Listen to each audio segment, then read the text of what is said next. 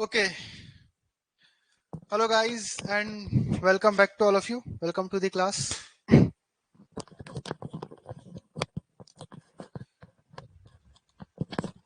Okay. So हम लोग unit 2 sociology की यूनिट 2 पढ़ रहे हैं राइट. उसमें जो टॉपिक है वो है unity and diversity. Alright. So previous classes में हमने देखा कि what is this term diversity means right. What is unity and diversity थोड़ा समझने की कोशिश की. हमने ये देखा what are the types of diversities right. India में कितनी टाइप की डाइवर्सिटी है. एक second. Okay okay right. So फटाफट रिवाइज कर लेते हैं और फिर आगे बढ़ते हैं. तो we have right, diversity means distinction separating one group of individual from others or variety of races, religion, languages, caste and culture. Right. Then you see different types of diversity. Right. Like religious diversity. Okay. कौन कौन आ गया. Ashutosh Shubham. Okay good evening. Very very good evening. ठीक है. अलग अलग type की diversities हम देख चुके हैं है ना. रिलीजियस डाइवर्सिटीज देखी. Then we have linguistic diversity, right? Diversity of languages. Then we have caste diversity, ethnic diversity, right? Ethnic diversity I told you in yesterday class. Then we have regional diversity, right? Then we have cultural diversity. So these are the type of diversities, right? Different type of diversities. Then another thing is what is this unity and diversity. ये भी कल मैंने दिखाया था आपको. All right. Then we have came to very important topic, factors promoting unity and diversity. Right, इसको हम पढ़ रहे थे. Right, what are the factors which promote unity and diversity? Very very important. तो आप लोग याद रखना. Number one is constitutional identity. First and the foremost factor promoting unity and diversity in India is our constitution. Right, our constitutional identity. जैसे कि कल मैंने आपको बताया था, ये याद रखना. ठीक है. So कॉन्स्टिट्यूशनल आइडेंटिटी, इसमें हमने देखा था India is governed by single constitution that provides a sense of unity and uniformity across the country. And number two is the constitution guarantees fundamental rights and equal treatment to all citizens regarding of their background. ये भी मैंने कल समझाया था. Then a unified judiciary, bureaucracy, defense structure and parliamentary system with a federal structure that further promote unity. So ये सब हम देख चुके हैं. Then second was religious coexistence, right? Religious coexistence with different religion living peacefully and in harmony with each other. ये भी कल हमने देखा था. ये सब आपको लिखना पड़ेगा. India has no official state religion and the constitution guarantees freedom of religion and practice. ये जो मैंने आपको बताया था. People of different faith, like Hinduism, Islam, Christianity, Sikhism, Buddhism, Jainism, etc. They are living together peacefully. Religious festivals are celebrated across the country. Then next is another factor is interstate mobility, right? Interstate mobility means freedom to settle anywhere in India, right? Our fundamental right. Then we have economic integration, right? Then we have shared cultures and tradition and modernization and urbanization, right? And the last is sports and cinema. Very very important, right? These are the factors which promote unity and diversity in India, right? ये सब आप लोग लिखना, मैं बता रहा हूँ. आप you can expect a question from this topic, right? As it is question आ सकता है आपको 5 marker 20 marker. What explain unity and diversity in India, explain the factors promoting unity and diversity in India. Then you have to write this answer, right? ये सारा जो मैंने आपको content दिया है अब आपको उसमें लिखना है. अगर 20 मार्कर आएगा लॉन्ग आंसर आएगा तो आपको उसके हिसाब से लिखना है, कंटेंट है. अगर 5 मार्कर आएगा तो उसके हिसाब से भी कंटेंट दिया है मैंने, आपको लिखना है. सो इस तरीके से ही आपको प्रैक्टिस करनी है, राइट? ठीक है. तो आपके लिए तो चलो एक क्वेश्चन यही हो गया कि आप लोग को एक इस क्वेश्चन का आंसर लिखना है. ठीक है. So question is explain the factors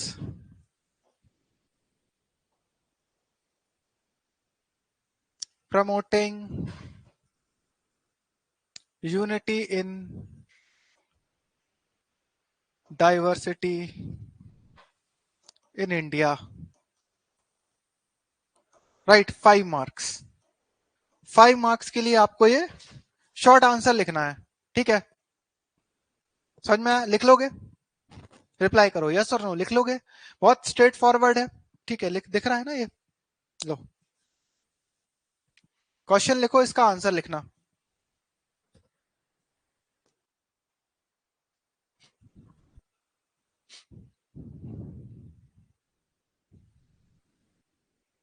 okay Ashutosh, और कौन है live? Shubham, I think Shubham लिख लोगे?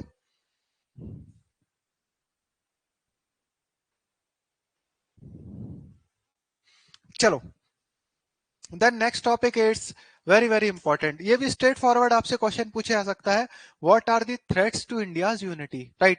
अभी तक हमने क्या बोला कि यार there are some factors which promotes unity and diversity in India, all right. But कुछ फैक्टर्स ऐसे भी जो है which are threat to our unity and diversity, right. कुछ ऐसे फैक्टर्स भी हैं जो कि खतरा है हमारी यूनिटी के लिए, राइट। जो हमारी यूनिटी है, जो एकता है, उसके लिए भी कुछ ऐसे फैक्टर्स हैं जो बहुत खतरनाक है, जो थ्रेट है हमारे लिए, राइट।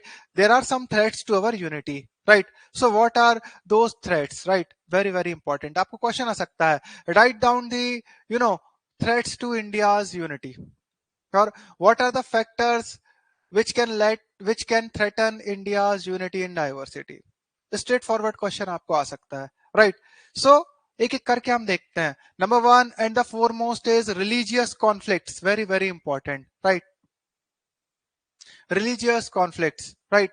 आपस में जो लड़ाइयां हो जाती है, दंगे टाइप की सिचुएशन हो जाती है, right, it is a threat to our unity. You see, India's religious diversity can sometimes lead to tension and conflicts, right, between different religious communities, particularly when political or economic issues are involved, right. So whenever, you know, there is a tension between different religious communities, you know, and effect क्या हो सकता है? it it can threaten our national identity, yes or no? Yes, obviously.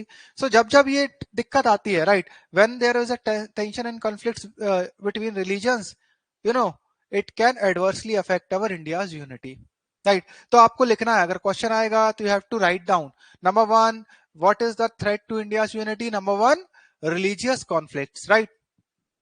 Okay, आपको example दे सकते हो, for example incidents like you see, अभी क्या हुआ था रिसेंटली, बहुत यू नो, जैसे कि Godhra riots, right, Gujarat riots you can say, right, these types of riots, you know, Sikh riots, right, when our PM Indira Gandhi was assassinated, so it has resulted in anti-Sikh riots, remember?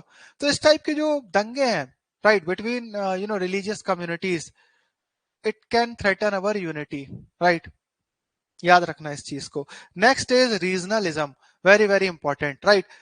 Regionalism India की तरक्की के लिए एक factor भी, और India की जो growth को हैम्पर करता है वो भी एक फैक्टर है, right.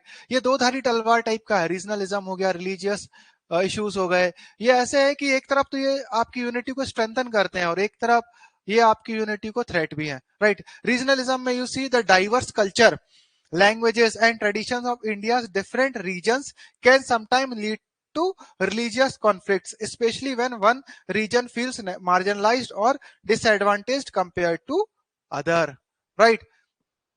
For example, you see South Indian state, South Indian state की हर बार यही कंप्लेंट रहती है कि you know, north Indian states are more concern with politics than with the development, right.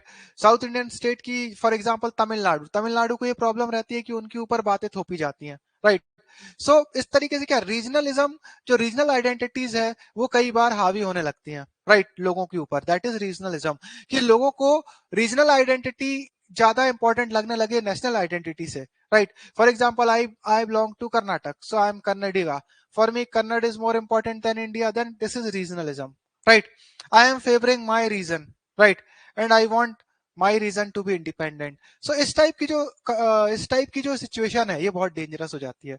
इसीलिए आप ये देखना, गवर्नमेंट ऑफ इंडिया इस टाइप की अगर कोई सिचुएशन आती है, for example Khalistan, right, Khalistan is what it is, a sort of, you know, regionalist tendency, right? Some Sikh people demanding a Sikh nation, Khalistan, जिसका नाम होगा खालिस्तान. तो India cannot accept these types of demand. Why? Because it is a threat to our India's unity. Yes or no? So इस type की जो tendency है, these are dangerous for India. बल्कि एक तरीके से रीजनलिज्म कई बार इंडिया की यूनिटी को कंट्रीब्यूट भी करता है. For example, there is nothing wrong in feeling pride to be a Bundeli or Marathi or a Gujarati or a Tamilian, right? As long as we are aware that first we are Indian, right? I want my Madhya Pradesh to grow, right? I want my Bundelkhand to grow. Why? Because when my Bundelkhand will grow, India will also grow. और when India is growing, my Bundelkhand will also grow. So इस type की जो tendency है लोगों में, that helps in cementing India's unity. याद रखना. तो ये दोनों तरफ बात कर सकते हो आप रीजनलिज्म में. ओके, समझ में आया? यस और नो? थोड़ा सा ये टॉपिक ऐसा है, थोड़ा सा टफ है रीजनलिज्म, बट मैंने सिंप्लीफाई करके आपको बताने की कोशिश करी है.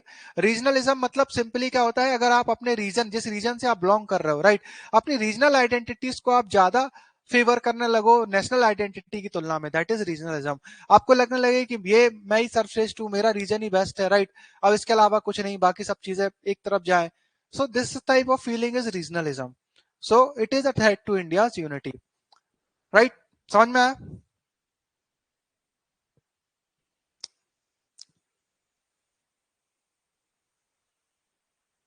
यस और नो? आगे बढ़े?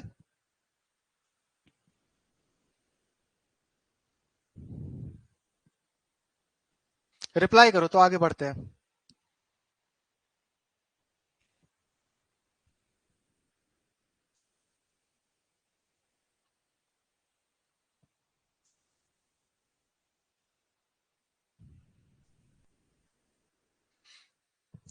यस और नो? समझ आ रहा है कि नहीं?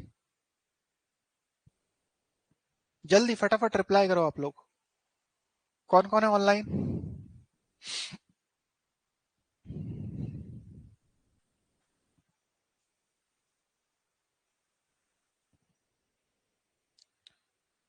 सो दैट इज रीजनलिज्म. चलो ठीक है,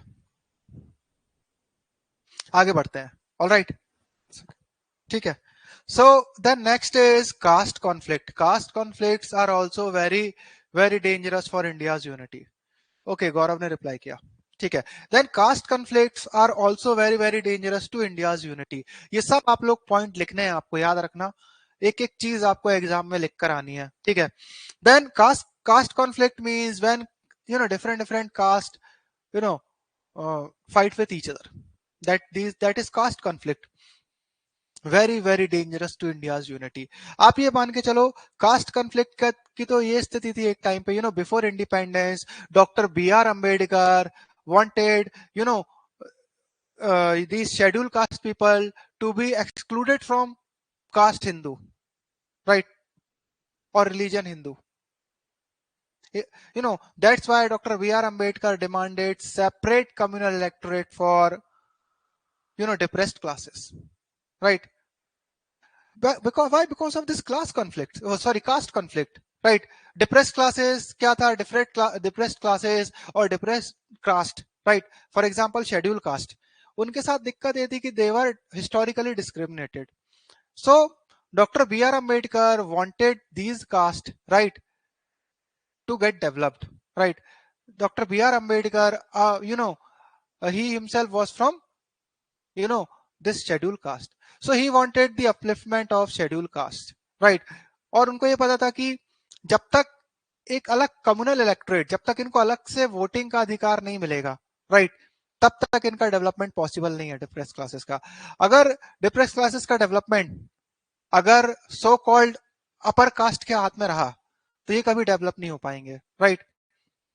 remember, so his main demand was to get separate communal electorate. ये हिस्ट्री में आप लोग पढ़ोगे. कहने का मतलब क्या है कि विद इन हिंदुइज्म की अगर आप बात करोगे, so there is a caste conflicts, right?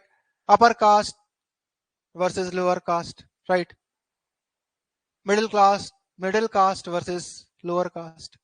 इस टाइप से upper caste versus middle caste, right? So लोगों ने कुछ हायरार्की बना रखी है कास्ट की, राइट? और वो हायरार्की के कारण there is caste conflict, right?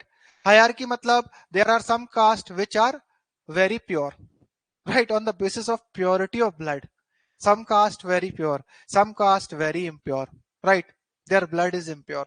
So इस type के notion you see, because of this notion we have caste conflict, right? तभी आप देखोगे एक अलग टाइप की पॉलिटी आपको इंडिया में अभी देखने मिल रही है, that is Dalit assertions, right?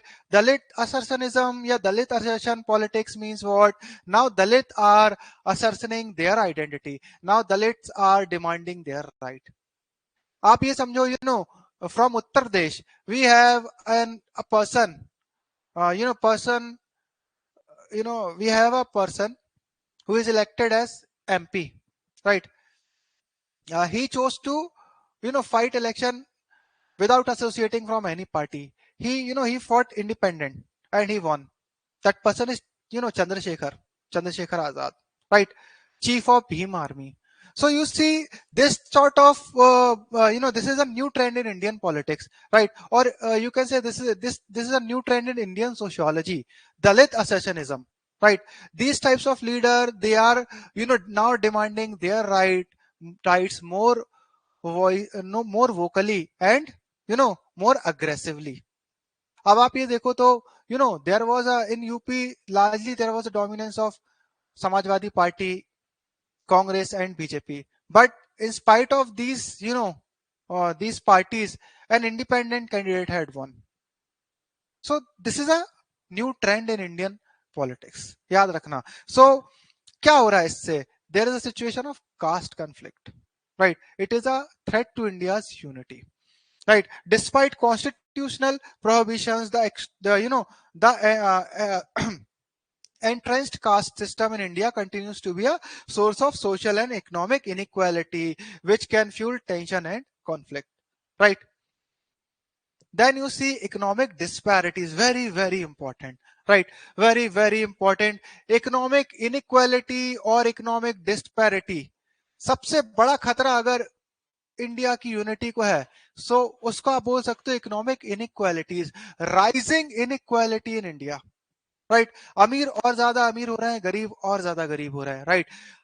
जो इकोनॉमिक ग्रोथ के जो बेनिफिट हैं वो हर आदमी तक इक्वली नहीं पहुंच पा रहे हैं. इसका एंड रिजल्ट क्या हो रहा है? इनइक्वालिटी बहुत तेजी से बढ़ रही है इंडिया में, and that is the major concern, right? That is the major concern. अरे कोविड-19, जहां पर कोविड-19 ने, lower middle classes, poor people, कोविड-19 served as a, served as a death blow for these type of people, right? Whereas, same COVID-19 had given lot of opportunities for rich people. It made them more richer. देखना आप, ये सर्वे की report है, right? जो rich लोग थे, जो बहुत पैसे वाले लोग थे, कोविड-19 में उनकी कंपनी के शेयर्स थे, उनकी, उनके जो बिजनेसेस थे और बूम कर गए, राइट? वो और अमीर हो गए. और जो गरीब लोग थे, जो लोअर मिडिल क्लास के, गरीब तक में, गरीब घर से जो लोग आते थे, राइट, जिनकी इकोनॉमिक कंडीशंस अच्छी नहीं थी, उनकी कंडीशन और ज्यादा खराब हो गई. तो आप ये देखो, जो गरीबी और अमीरी के बीच गैप था, उसको और बढ़ाने का काम करा कोविड-19 पैंडेमिक ने. So inequality is rising in India, and the fruits of development is not reaching equally to all the population. That is why it is one of the major threat to India's unity. याद रखना, economic disparity और economic inequality, क्योंकि जितनी ज्यादा economic inequality बढ़ेगी, even now, same is the situation with America also. America में भी same thing is happening. Economic inequality is rising. People are very, people are not happy there. वहां पर भी यही हो रहा है. Some people are, making money and they are getting richer and richer, but the middle classes, they are suffering. The gap between the middle, poor class and riches is, increasing day by day in America. तभी जाके आप ये देखो उनकी society में इतना ज्यादा discontent है, right? Okay, so in India also inequality is rising, right? और जब आपको इनइक्वालिटी बढ़ेगी और जब गरीबों के पास इनकम नहीं होगी, या लोगों की गरीबी जब बढ़ेगी, राइट, जब अमीर बहुत ज्यादा अमीर हो जाएंगे और गरीब बहुत ज्यादा गरीब होने लगेंगे, तो क्या होगा?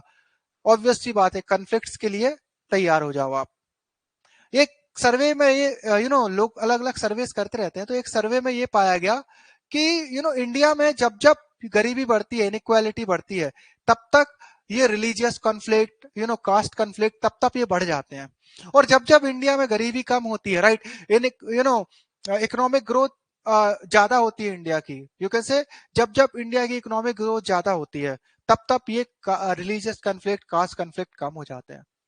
मतलब क्या, जब लोग बहुत ज्यादा परेशान है, खाने नहीं मिल रहा है, एम्प्लॉयमेंट नहीं है, लोग परेशान है, राइट, तब लोग रिलीजन, कास्ट का सहारा लेने लगते हैं अपनी परेशानियों को छुपाने के लिए। उनकी अलग अलग रिलीजन और कास्ट को ब्लेम करने लगते हैं लोग अपनी परेशानियों के लिए। और इस सिचुएशन को फील कर देते हैं पॉलिटिशियन। पॉलिटिशियन इस आग में घी डालने का काम कर देते हैं कि भाई वो अपनी जो नाकामी है, कि जो प्रॉपर पॉलिसी वो नहीं दे पाए लोगों से, जिससे लोगों की ग्रोथ हो सके, लोगों की इनकम बढ़ सके, लोगों को एम्प्लॉयमेंट मिल सके, अगर वो ये काम नहीं कर पाएंगे और देखेंगे कि गरीबी बहुत बढ़ रही है, इनइक्वालिटी बहुत बढ़ रही है, तो वो क्या करेंगे, सारा दोष किस पर मढ़ना चालू कर देंगे, कास्ट डिस्पैरिटीज पर, रिलीजियस डिस्पैरिटीज पर। तो ये रिलीजियस कॉन्फ्लिक्ट्स, कास्ट कॉन्फ्लिक्ट्स बढ़ने लगते हैं। So whenever this economic disparity or inequality or GDP growth rate goes down in India, you see religious conflicts increases in India, caste conflicts increases in India. ये मैं ऐसा नहीं बोल रहा हूँ, ऐसा अलग अलग रिपोर्ट्स से निकल कर आया है, राइट। जो लोग सर्वे कराते हैं अलग अलग, उन सर्वेज में ये बात बोली गई है, right. So please remember, this is very important, right? You have to write this. So unequal distribution of resources and economic development across regions and social group can lead to social and political unrest as certain group feel left behind, right? फिर यही होगा कि for example अब क्या है, job किसी के पास नहीं है, राइट, बेरोजगारी बढ़ रही है, राइट, गरीबी बढ़ रही है, इनकम किसी की बढ़ नहीं रही है। अब लोगों को क्या लगेगा, लिमिटेड रिसोर्सेज है, तो लोगों को ये लगेगा कि एक्स रिलीजन के लोग मेरे रिसोर्सेज का यूज कर रहे हैं और मैं गरीब हूं, बल्कि वाई रिलीजन जो है वो मेरे रिसोर्सेज को यूज करके बहुत अमीर हो रहा है, राइट। इस टाइप की फीलिंग आने लगती है। सो रिलीजियस कॉन्फ्लिक्ट स्टार्ट हो जाते हैं। Are you getting it? समझ में आ रहा है? कोई डाउट तो नहीं है? देखो थोड़ी सी टेक्निकल है चीज है, मैं थोड़ा सा ज्यादा ज्यादा आपको बता रहा हूँ। Why? Because I want to make your base very very clear. I wanted to make your basics clear, ताकि ये डिस्कशंस ऐसे हैं कि जब तक थोड़ा सा हम ज्यादा ज्यादा बात नहीं करेंगे इसके बारे में, ये आपको टॉपिक समझ में नहीं आएगा। सो आई होप समझ में आ रहा हो। ओके, ठीक है।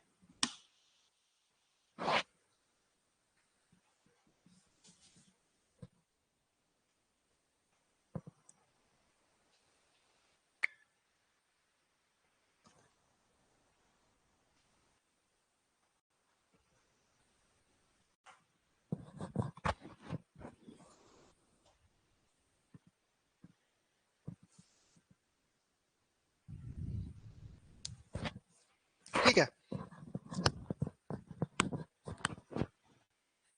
Then next is political polarization, right, same thing, political polarization, वही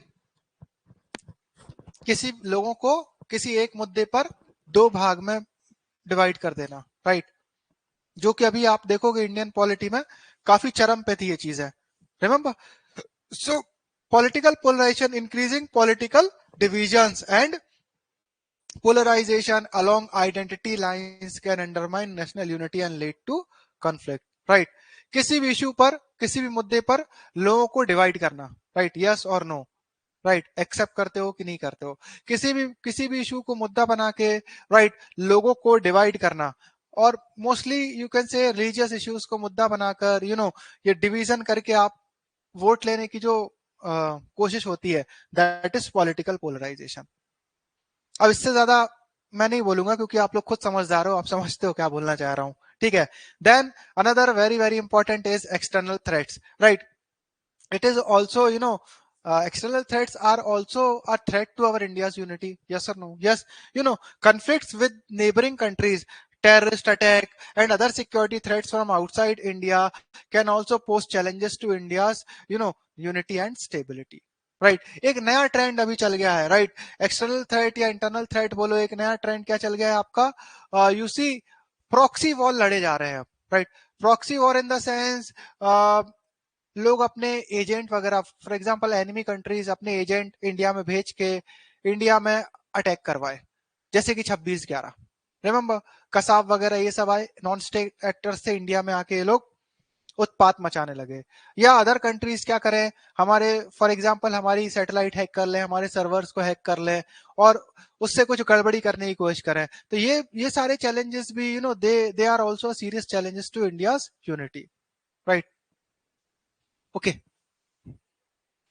then you see, so while India has taken, so what is the conclusion? आपको कंक्लूजन लिखना है तो ये देखो, while India has taken several measures to promote unity and diversity, these factor continues to pose threat that need to be addressed through sustained effort at social cohesion, equitable development and conflict resolution. मतलब क्या कि यार ये जो threat है इनको आपको tackle करना पड़ेगा through social cohesion, right, equitable development and conflict resolution, right. लोगों में आप भाईचारा बढ़ाओ, जो हमारा सोशल फैब्रिक है उसको आप मजबूत करो, डेवलपमेंट ऐसा करो कि सबको इक्वल डेवलपमेंट मिले, सब तक पहुंचे डेवलपमेंट, राइट, और जो कॉन्फ्लिक्ट हो रहे हैं उसको और अच्छे से हैंडल करो।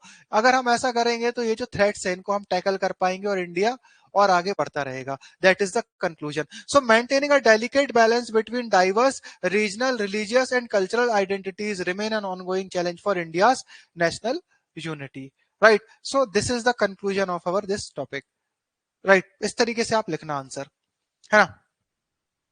Then next is, what is the conclusion of our topic India's unity and diversity, right? अलग अलग हमने पढ़ लिया, अब भाई हम कंक्लूड कैसे करें कि अभी तक जो पढ़ा है उसको हम अब समराइज करते हैं, right? What is actually this unity and diversity? So you see, India's unity and diversity is a remarkable phenomena that has endured for centuries, right? Very, very important. Now, despite being home to immense religious, linguistic, cultural and ethnic diversity, India has maintained a strong sense of national identity and cohesion, right? So the key factors that promote unity amidst this diversity in India include a shared constitutional identity and democratic values. ये सब अपन पढ़ चुके हैं, ये आपको concluding point में बता रहा हूँ. Then respect for religious pluralism and peaceful coexistence of faith, right? Then celebration of diverse cultures, traditions and festivals across regions, okay, and linguistic diversity balanced with Hindi and English as link languages, all right. Economic integration through common market and infrastructure and shared experiences of monsoon sports and popular culture. So they, these are the factors which are promoting our this unity. Then at same time, India has faced challenges in maintaining its diversity, right, including regional conflict, communal tension, and economic disparities. Addressing these issues while preserving the country's essential unity remains an ongoing priority. So in conclusion, India's unity and diversity is a testament to the resilience of its people and institutions. और ये बहुत अच्छा conclusion मैंने आपको दिया है। जब आप कोई भी आंसर यूनिटी एंड डाइवर्सिटी पे लिखोगे तो आपको ये कंक्लूडिंग स्टेटमेंट कुछ लिखने पड़ते हैं, तो अगर आप ये लिख पाओगे इस टाइप से तो बहुत अच्छा होगा कि ये देखो कंक्लूजन में हम क्या बोल सकते हैं कि India unity and diversity is a testament to the resilience of its people and institution, right? It is a unique model of pluralism that celebrate differences while maintaining a strong national identity. ये हमारी खासियत है India की, right, कि we celebrate our differences, right? We celebrate our differences while maintaining a strong national identity, right? अभी parade हुई थी कल ही मुंबई में, राइट, मरीन ड्राइव पर इंडिया टीम जब आई उनका स्वागत किया. सो you can see the national identity there, right? In spite of people from diverse background, they came together, celebrated.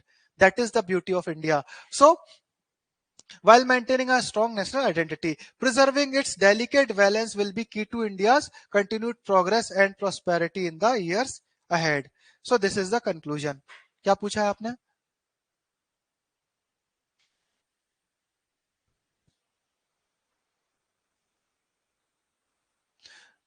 देखो शिवम, इस टॉपिक के आप हैंड रिटन नोट्स बना लो, या पीडीएफ में आज आपको दे दूंगा, ठीक है? तो इस टॉपिक के आप हैंड रिटन नोट्स बना लेना, और इसके बाद जो हम नेक्स्ट टॉपिक पढ़ेंगे ना उसके मैं आपको खुद ही नोट्स बनवाऊंगा क्लास में, क्योंकि आई थिंक वो ज्यादा बेटर तरीका है, राइट? अभी मुझे लग रहा था कि यार चलो एक बार कोशिश करते हैं कि इनके आपको नोट्स देने की कोशिश करता हूं मैं, पीडीएफ देने की कोशिश की मैंने इन टॉपिक्स के, बट इन टॉपिक्स के अगर मैं पीडीएफ दूंगा तो वो मजा नहीं आएगा आपको, आई थिंक, जैसा मुझे लग रहा है, राइट। सो इसका आज पीडीएफ मिल जाएगा आपको, ऐप पर अपलोड कर दूंगा। उसके बाद आप लोग इसके हैंड रिटन नोट्स बना लेना, और नेक्स्ट क्लास में जो हम रहेगा उसके हम हैंड रिटन नोट्स ही लेंगे, राइट। मैं आपको नोट्स बनवाते जाऊंगा क्लास में, and that will be better I think. Okay, इसमें कोई दिक्कत है ना? तो अभी पीडीएफ के आप नोट्स बना लेना, फिर मैं आपको खुद ही नोट्स बनवा दूंगा क्लास में, जो कि मुझे सबसे अच्छा तरीका लग रहा है इन टॉपिक्स को पढ़ाने का। ये मेरा पर्सनल था, बट कई बार अ, बच्चे बोलते हैं पीडीएफ कहाँ है इसके, पीडीएफ कहाँ है। ओके, सो मैंने सोचा एक कोशिश और लास्ट ट्राई करके देखते हैं कि ऐसे में टॉपिक कवर हो पाएगा कि नहीं, बट आई डोंट थिंक ऐसा में हो पाएगा, राइट। ओके, ठीक है। वही यू सी क्या है ना कि मैं सभी स्टूडेंट से एक बात बोलना चाहूंगा कि यार ये देखो, कुछ लेक्चर्स ऐसे हैं जो आपको मजा तभी आएगा या उनका एसेंस आपको जब भी मिलेगा जब आप वो क्लास में अटेंड करके करो, राइट।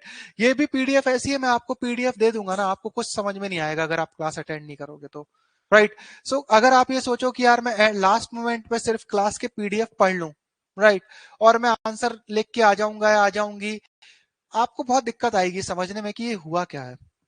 बट अगर आप प्रॉपर क्लासेस अटेंड करोगे, उसके नोट्स बनाओगे ना, then it will be very beneficial for you, right. क्योंकि these are the topics which needs understanding, right. जिन टॉपिक्स में काम चल जाता है पीडीएफ से, वो टॉपिक आपको ऑलरेडी पीडीएफ में मिल जाते हैं, राइट। बट कुछ टॉपिक्स ऐसे हैं जैसे एथिक्स हो गया, ये हो गया, where I need to where you know where you need to in this topic you need to understand these topics, right, तब जाके मजा आएगा आपको। ये वाला तो चलो ठीक है, मैं डाल देता हूँ पीडीएफ। नेक्स्ट से तो हम नेक्स्ट जो इसके बाद वाले जो क्लासेस हैं उसमें तो हैंड रिटन नोट्स ही लेना आप लोग, वो बेटर है, राइट। ओके, चलो। So this is the conclusion, please remember. Then next is I have two questions for you guys, right. आप लोगों के लिए वर्क, होमवर्क, क्लास वर्क, जो भी है, एक बार लिखने की कोशिश करो। How does the diversity of languages contribute to national unity? इस टाइप से क्वेश्चन आते हैं, right. How does the diversity in languages in India contributes to national unity, और how religious diversity promotes unity in India. All right, these are the questions. इस type के question आएंगे आपको exam में, right, and you have to answer कि जो linguistic diversity है वो इंडियन नेशनल यूनिटी में कैसे काम करती है, या रिलीजियस डाइवर्सिटी है वो कैसे यूनिटी प्रमोट करती है इंडिया में। ओके, सेम आप लोगों को एक बढ़िया सा इंट्रोडक्शन लिखना पड़ेगा इसमें, राइट, कि India is home to more than 1600 languages, right.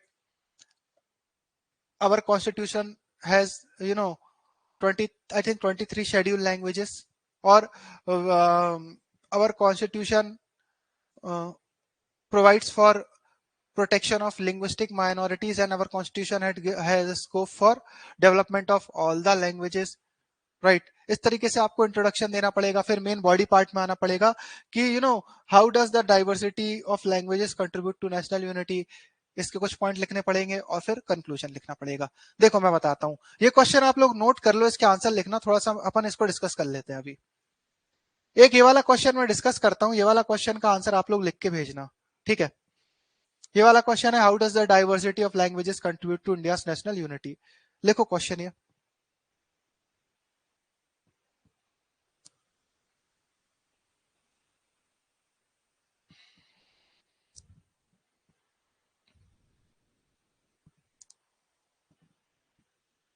तो देखो इसको डिस्कस करते हैं हम। So number 1, you see introduction. Despite having over more than 1600 languages and dialects, India's linguistic diversity has actually helped strengthen national unity in several ways, right? But आप याद रखना, ये मैंने डायरेक्ट बॉडी पार्ट को address करा है। जब आप आंसर लिखोगे सो ऐसे लिखना, in India we have more than 1600 languages and dialects spoken all across the Indian subcontinent, right.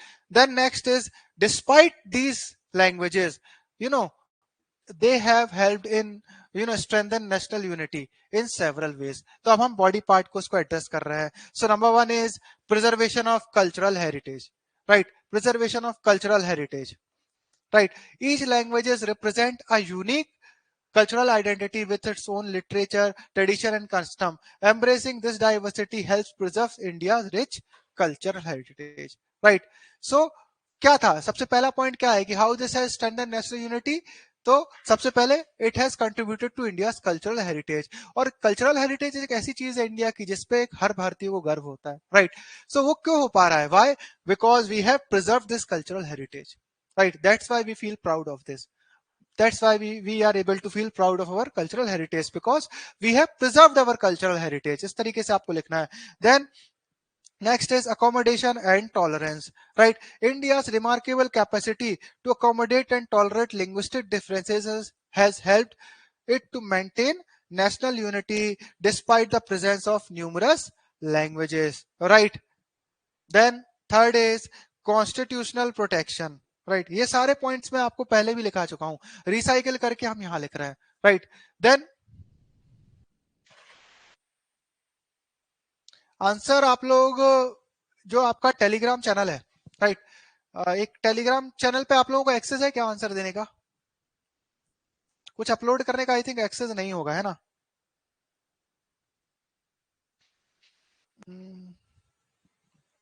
अभी आप लोग आंसर लिखो, कल बताता हूं क्या करना है इसका. ठीक है, कल बताऊंगा. अभी आप लोग आंसर लिख के रखना. Then constitutional protection. इसके पहले तक क्या था, हम व्हाट्सएप ग्रुप बना देते थे और व्हाट्सएप ग्रुप में सब बच्चे अपना आंसर लिख के भेजते थे. ठीक है, हर टीचर्स के एक व्हाट्सएप ग्रुप होते थे और उसपे बच्चे आंसर भेजते थे. बट अब ये था कि दिक्कत इसमें ये आई कि बच्चों की सहूलियत के लिए हम लोगों ने एक व्हाट्सएप ग्रुप्स वगैरह बनाए. ठीक है, सो दैट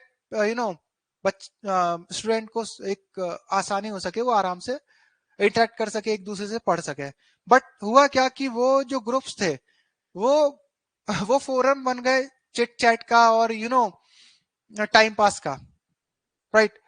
सो अगर ये हरकत होगी तो फिर उन ग्रुप्स का कोई मतलब नहीं निकल जाता है. Right? So we had to find some other way. Right? जहां पर आप नुएंसेस ना हो, चिट चैट ये सब ना हो, काम की चीजें हो. Right?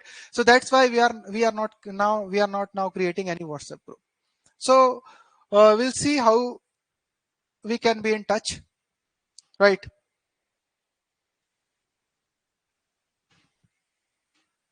Okay. So then constitutional protection, ये भी आपको पता है. इस तरीके से आप आंसर लिखना. मैं थोड़ा सा आपको मॉडल आंसर दे रहा हूं, आप अपने हिसाब से भी आंसर लिख सकते हो, बट इस तरीके से लिखे जाते हैं आंसर. राइट?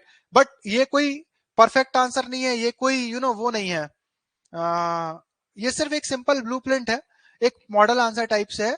आपको इस तरीके से आंसर लिखना है, याद रखना आप लोग. ठीक है? देन कॉन्स्टिट्यूशनल प्रोटेक्शन, इस तरीके से आपने हेडिंग डाली. The Indian constitution recognizes 22 schedule language, sorry, okay, and guarantees the right of diverse linguistic communities to preserve and advance their languages. This make linguistic group feel greater sense of unity and belongingness. और आप याद रखना, these our linguistic diversity has helped India grow immensely. Right? Why? Because आप कहीं पर भी देखो, Indian polity में आप देखो, इंडियन ब्यूरोक्रेसी में आप देखो, Indian art, Indian culture, Indian sports, हर जगह आप देखना अलग अलग बैकग्राउंड के अलग अलग लैंग्वेज बोलने वाले लोग मिलेंगे आपको. राइट? और उन सब ने भारत की तरक्की में, भारत की डेवलपमेंट में कंट्रीब्यूट करा है. Why? Because they feel they feel they feel they have a strong sense of national identity. Yes, सही ये सेंटेंस रहेगा. Why? Because they all have strong sense of national identity. Right? Indian sports team को example इसलिए ले रहा हूं, अभी world cup जीती है. इंडियन स्पोर्ट्स टीम को ही आप देखो, इंडियन क्रिकेट टीम को. राइट? इंडियन क्रिकेट टीम में you have many players who are speaking Tamil, who are speaking Kannada, who are speaking Hindi, English, हर लैंग्वेज, मतलब काफी डाइवर्स लैंग्वेज को बोलने वाले लोग हैं. Right? And they had what? They had made, they had made our whole nation proud. So these are the things which helps in national unity. इस तरीके से आप एग्जांपल भी दे सकते हो अपने आंसर में. राइट? तो ये लिंग्विस्टिक डाइवर्सिटी तो है. Right? APJ Abdul Kalam from Tamil Nadu, right? Right. He made us proud, right? तो इस तरीके से आप बोल सकते हो कि नहीं यार, अलग अलग, although they are speaking different language, but they are united by strong national identity, and it has helped in India's unity. So then multilingualism, linguistic diversity has resulted in multilingual society where people learn multiple languages. This enhances communication and creates a sense of interconnectedness among diverse linguistic communities, right? Then next point is linguistic states, right? Very very important. India's की जो national unity है, India की जो national identity है, उसको और मजबूत करने का काम करा है लिंग्विस्टिक रीऑर्गेनाइजेशन ऑफ स्टेट्स ने, राइट? भारत की आजादी के बाद ये था कि स्टेट्स को हम कैसे डिवाइड करें, राइट? तो finally second state reorganization commission जो था, right, second state reorganization commission आप लोग पढ़ोगे अभी, फैजल अली कमीशन, फैजल अली कमीशन ने बोला कि हम स्टेट्स को ना लिंग्विस्टिक आइडेंटिटी के बेसिस पे डिवाइड करते हैं, राइट? जो एक सी भाषा बोलते हैं मेजर मेजर लोग, उनको हम एक स्टेट में रखने की कोशिश करते हैं। इससे क्या होगा भाई, डे टू डे का एडमिनिस्ट्रेशन उनका बहुत इजी हो जाएगा, राइट? और वो सभी अपने डेवलपमेंट के पाथ पर इजीली आगे बढ़ पाएंगे। तो इसका पॉजिटिव रिजल्ट हमको देखने मिला कि सारी स्टेट्स ने ग्रो करना स्टार्ट करा और India as a country grow हुआ। और आप ये देखो, एज अ नेशन हर year by year we have become stronger. So this is because of linguistic state. Then pluralistic language policy. Pluralistic language policy means आपको जरूरी नहीं है कि सिर्फ एक लैंग्वेज पढ़नी है, राइट? कोई भी गवर्नमेंट आप पर कोई लैंग्वेज पढ़ने नहीं थोप रही है, राइट? आप हिंदी पढ़ो, यू नो, इंग्लिश पढ़ो, दोनों में से कोई एक लैंग्वेज पढ़ो, कोई अपनी मदर टंग पढ़ो, राइट? इस टाइप से you have given freedom, right? For example if you are living in Tamil Nadu, तो आपको कंपलसरी नहीं है कि हिंदी पढ़ना है, राइट? हिंदी इंग्लिश दोनों में से कोई एक लैंग्वेज आप पढ़ो स्कूल में, उसके अलावा आप अपनी वर्नाकुलर लैंग्वेज पढ़ लो, एक तमिल पढ़ लो, अगर आपको लग रहा है then you can opt for Hindi also. So इसका इसका असर ये हुआ कि it had, you know, people educate भी हुए, लिटरेट भी हुए, और they had developed, you know, a sense of national identity, right? So in conclusion, India's linguistic diversity, when properly accommodated and celebrated, has been a unifying force that has strengthened national integration, right? So our linguistic identity has, you know, led to national integration and, you know, national development. लिखना आप लोग ये. So embracing diversity while maintaining unity remains a key strength of India. So this is a key strength. This has served as a key strength for India. So इस type से एक model answer मैंने आपको दिया है, आपको लिखना है इस तरीके से आंसर है, ठीक है? नेक्स्ट क्वेश्चन का आंसर भी आप लोग कल लिख के आना, राइट? तो इस तरीके से हम आंसर लिखते हैं, राइट? नेक्स्ट क्वेश्चन क्या है, हाउ, इस क्वेश्चन का भी आंसर आप लोग लिखना, ठीक है? थोड़ा सा मैंने आपको समझा दिया है, डिस्कस भी कर लिया answer, right? Next is how religious diversity promotes unity in India, इसको भी आप लिखना है। देखो एक बात मैं बता रहा हूं, ये टॉपिक्स थोड़े से टफ है, इसको एक्सेप्ट करने में कोई दिक्कत नहीं होनी चाहिए आपको। एक बार में ये आंसर लिखने में आपको बहुत दिक्कत होगी, जब तक आप इन टॉपिक्स को बार बार रिवाइज नहीं करोगे, समझोगे नहीं, पढ़ोगे नहीं, आप ये आंसर नहीं लिख पाओगे, राइट? सो निराश मत होना, आप लोग बस कोशिश करते रहो कि आप आंसर मतलब सिर्फ आंसर लिखना है, कोशिश करो, राइट? बार बार रिवाइज करो, चीजों को एनालाइज करो, फिर आंसर लिखो। थोड़ा टाइम लगेगा आप लोगों को, पर लिखना आ जाएगा। ये टॉपिक्स थोड़े से कॉन्सेप्चुअल है क्योंकि, ठीक है? सो कोशिश करो, कोशिश करके ही आप आंसर सीख पाओगे। आप सोचोगे कि यार पहली बार में मुझे बेस्ट आंसर लिखना है, सबसे जबरदस्त आंसर लिखना है, और जब तक मैं ऐसा आंसर लिखना दूंगा या लिख नहीं दूंगी, मैं पेन भी नहीं उठाऊंगी, तो फिर आप नहीं कर पाओगे। अगर आप हमेशा वेट करोगे परफेक्ट आंसर, बेस्ट आंसर लिखने का, तो आप आंसर राइटिंग सीख ही नहीं पाओगे, याद रखना। तो जैसा भी आप आंसर सोच पाओ लिखो आप लोग, ठीक है? लिखते लिखते आपके आंसर अच्छे आने लगेंगे, और कोई तरीका नहीं है, right? So how religious diversity promotes unity in India, same लगभग लगभग यही कंटेंट आपको रिलीजियस डाइवर्सिटी में कॉपी करना, हर जगह यही कंटेंट कॉपी करना है। ये चीज आप तब समझोगे जब आप लिखना स्टार्ट कर दोगे, ऑलराइट? तो लिखना जरूर, कभी भी परफेक्ट आंसर के लिए वेट मत करना। परफेक्ट आंसर को शुरू में आप सोचना भी मत कि आपको लिखना है, आपको एक आंसर लिखना है अभी बस, जो क्वेश्चन की डिमांड को एड्रेस कर सके, टॉपिक समझ में आ गया है आपको अगर, तो फिर आप इजीली कर लोगे इसको। अभी इसका पीडीएफ में अपलोड करवा देता हूँ, पीडीएफ भी आपको मिल जाएगा, ठीक है। And you try to write this answer, right. So that's it for today guys. कल हम नेक्स्ट टॉपिक पढ़ते हैं अपना। कल हम थोड़ा सा एक समय लेके पढ़ेंगे ट्राइबल डाइवर्सिटी, ठीक है। थोड़ा सा वो मुझे पढ़ाना है, ज्यादा कुछ नहीं है, सेम चीज रहेगी बट पढ़ लेंगे, एक टॉपिक है तो, राइट। ट्राइबल डाइवर्सिटी, उसके बाद फिर हम drug abuse, right, cyber crimes और ये वाले टॉपिक पे आ जाएंगे, ठीक है, कल ही की क्लास में, ठीक। सो दैट्स इट फॉर टुडे। आराम से पढ़ाई करो आप लोग, है ना, आंसर लिखने की कोशिश करो। Will meet tomorrow, alright. So I will see you tomorrow.